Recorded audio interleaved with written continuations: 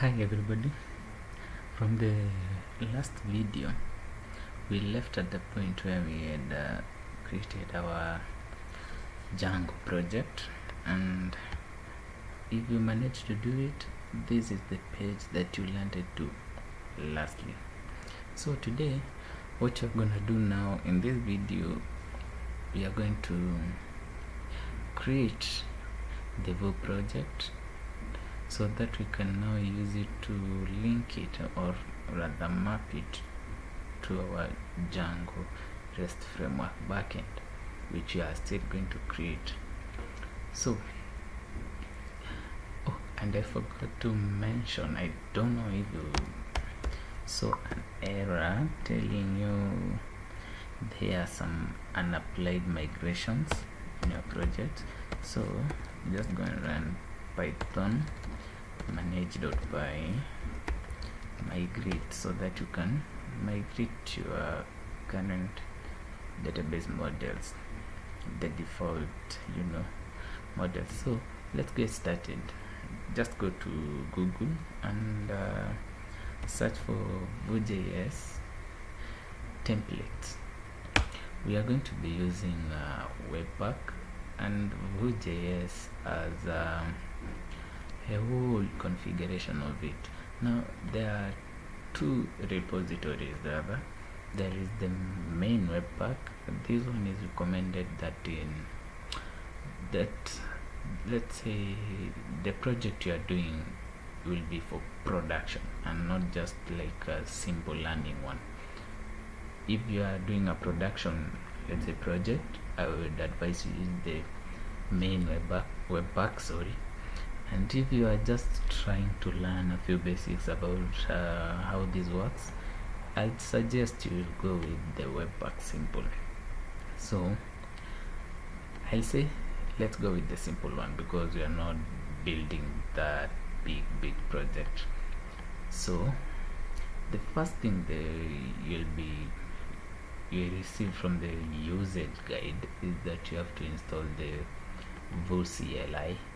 If you have not installed the Vue CLI, I will put a link on the description to go and see, or now you can go on with the installation.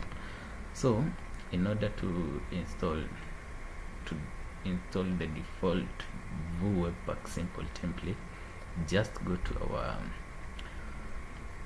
our terminal and the PyCharm, open a new console, and the command is Vue init Webpack simple, and the name of our Frontend project. Now I'm just going to call it Frontend, and you press enter.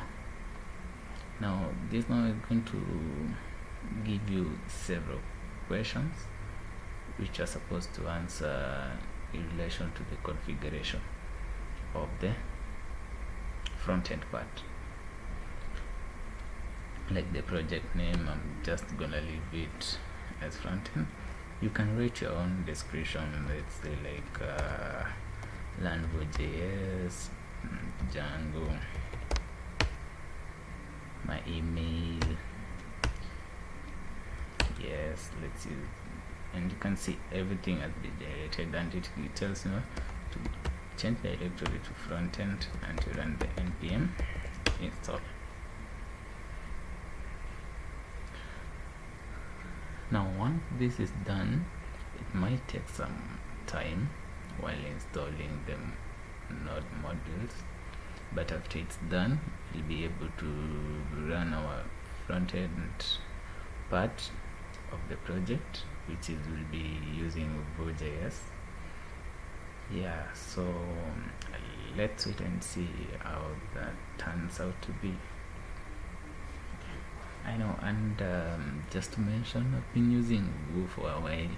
I tried a bit of React. I've done React for some while. Yeah, before I got into Vue. I tried to check on Angular, but no, I wasn't that much interested in Angular. But I don't say it's a bad framework.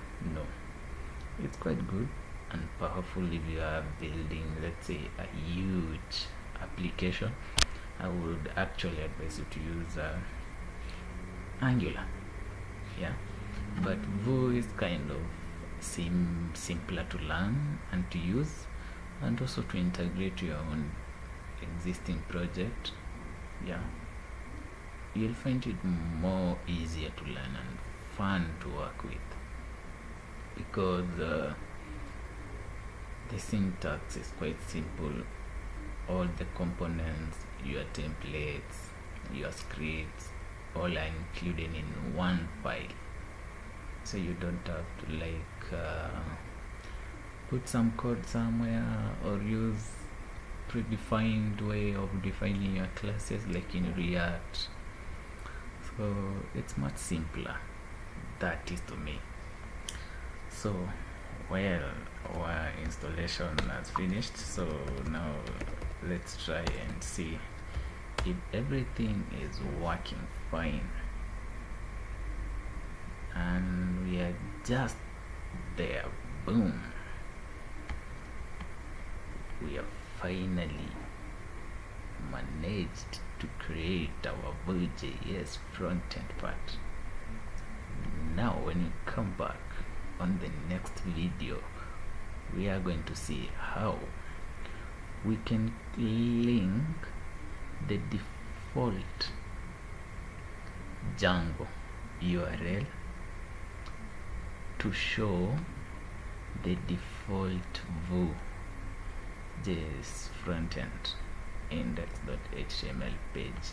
We will configure the Django URLs to be mapped directly to our frontend part. So see you in the next one. If you have any questions, you can put them down below in the comment section. Thank you, and see you in the next video.